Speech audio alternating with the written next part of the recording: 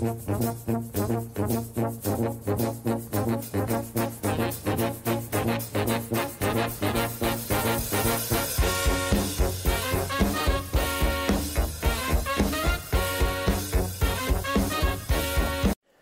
à tous et bienvenue dans le podcast de la vape.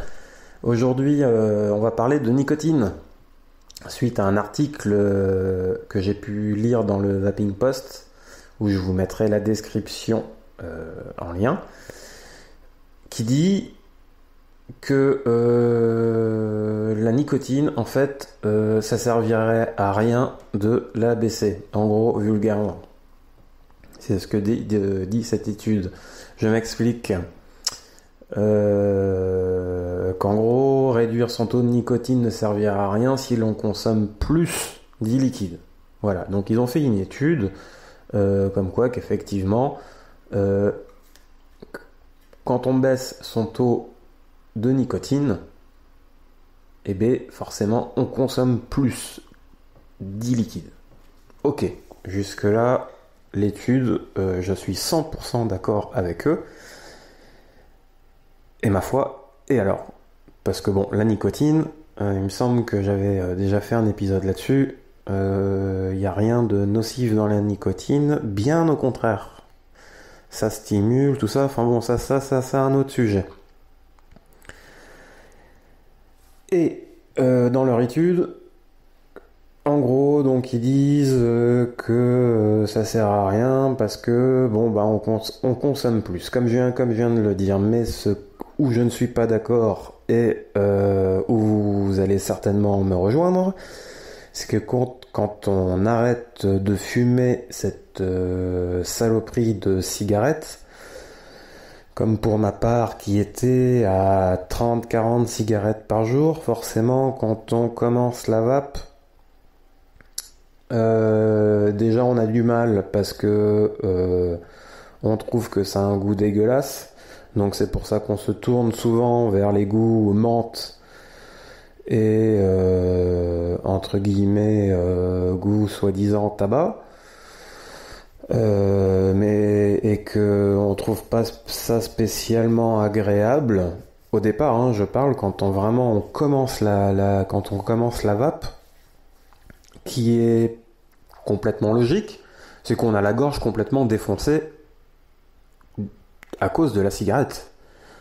Fumer la cigarette, ça défonce la gorge, quoi. Ça brûle la gorge, et donc du coup quand vous inhalez de la vapeur, ça irrite, ça brûle, et c'est franchement, au départ, c'est pas cool du tout.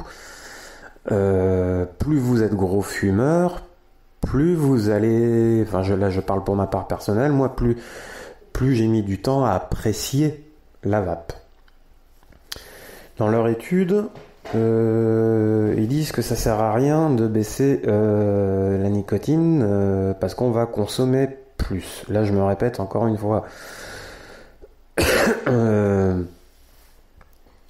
Et alors? De toute façon, il n'est pas possible, quand on commence à vaper à un très fort taux de nicotine pour ne plus ressentir le besoin d'avoir envie de fumer une cigarette, ça va durer un laps de temps. On va dire que là je vais parler pour ma part, j'ai commencé à 14-16 mg, au bout de 3 semaines, un mois, ça irrite la gorge. Et vaper, même si on va dire au bout de 15 jours, 3 semaines, on commence à ressentir le plaisir de la vape, au bout d'un moment, le plaisir va s'atténuer, tout simplement parce que la nicotine irrite, ça va vous faire tousser, et du coup, naturellement, on va baisser le taux. Là où je suis d'accord avec leur étude, c'est que quand on va baisser le taux, on va augmenter la consommation.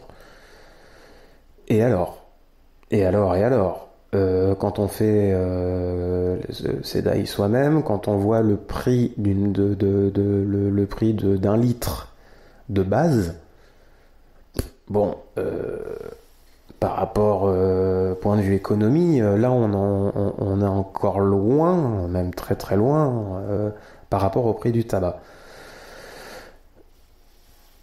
Donc je ne suis pas d'accord avec leur étude parce que en gros ils disent que ça ne sert à rien et non.